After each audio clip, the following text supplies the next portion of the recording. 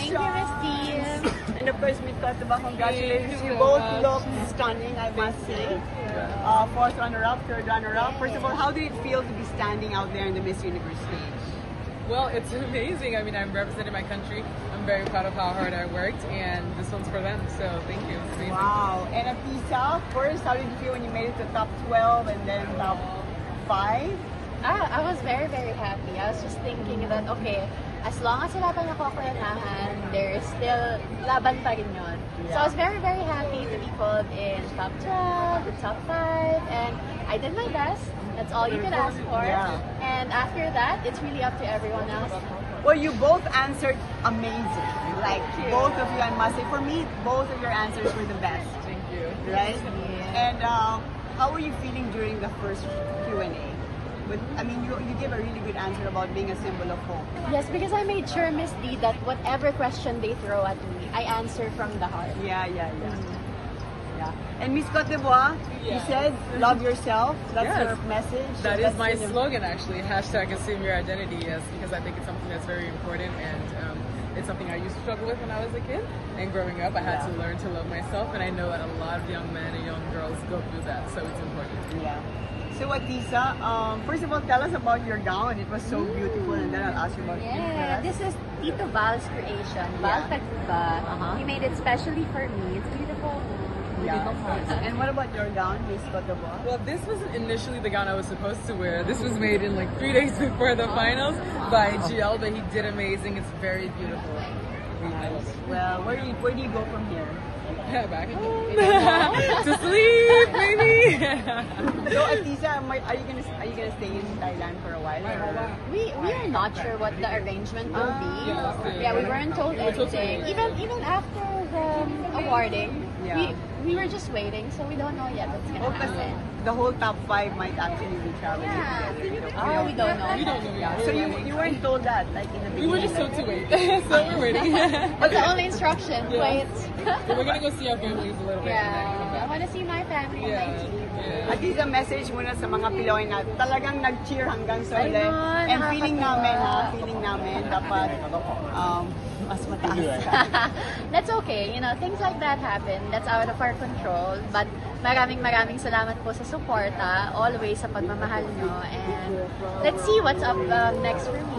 Yeah, well, you said this was going to be your last fight. Yes. It will, huh? Yes. But there are more things to life than pageantry. Yeah, but you did so good. Like, you really leveled up your performance. You must be so proud of yourself. I am. I'm very happy. You know, this happened because of everyone around me, my team, the fans, the organization. So I'm just really proud that I was able to represent them the best I could.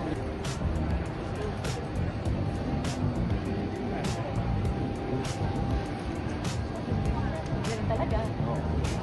2, 3. 1, 2, 3. Oh, look at that view. Daming fans dito.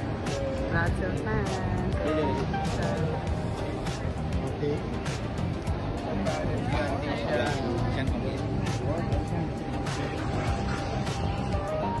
So, what do you think? Yeah, well, pretty controversial, I guess. Kasi, I'm not sure, probably, might have been the other way around, you know? I mean, we're hoping, of course, that Lisa will win. But you've heard and you've seen Cote d'Ivoire as well. She's done really well. She delivered. And yes, you know, our hearts goes to them as well. So, yeah, we're hoping for the best again, but we have to win. It's a good show, after all. Yeah. We love you, Atisa. We're proud of you. We're proud of you. Yeah, she did amazing. We were expecting a bit more for the results, however, not bad. I mean, third runner-up is like a big break. For the culmination ng pageant journey niya, actually, I was expecting, to be honest, it's either winner or first runner-up. Based sa performance niya. Based sa performance. Ang kasi ang nakita ko lang na nakalamang sa kanya, honestly speaking, and without the Filipino bias, is si Cote d'Ivoire. Yeah. Kaya nung natawag na fourth runner-up si Cote d'Ivoire, I was really expecting na siya na to, kanya to. And then, third runner-up for her. But still, I'm proud of you, Atisa. You did very well. We're proud of you, Atisa. Ako, to be honest, nag-expect ako na mas mataas. Like, at least first runner-up man lang. That's my expectations for the Philippines. Based on her performance, you mean? Based sa performance Yes, niya? based sa performance, the Q&A, wow, that's so sobrang galing mula sa puso. At the same time, yung performance sa gown, grabe, like iba ang Philippines this year. Pero gayon pa man, congratulations, hindi na masama ang top 5, third runner-up, that's okay. And congratulations, Atisa Manalo. So, what do you think of Atisa? I thought she's gonna make it to the final two, yung maghahawakan na lang sila ni Thailand at Philippines, but then again, it didn't happen, you know, so a bit sad and somehow medyo disappointed because we traveled all the way from Manila and knowing the effort ni Atisa na 18 years in the making, and this is her final chapter, but still a sweet chapter for her.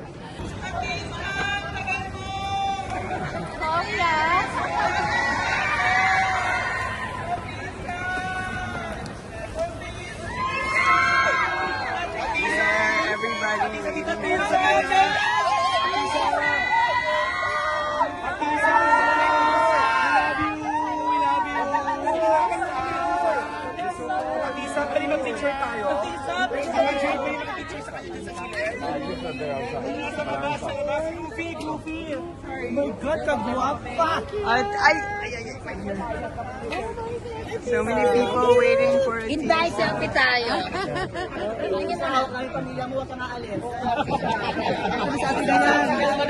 Wow, look at Atisa. Ayan na, tapos na ako, nauna na ako. Sige na, kayo naman kung padaanin ng mga bako.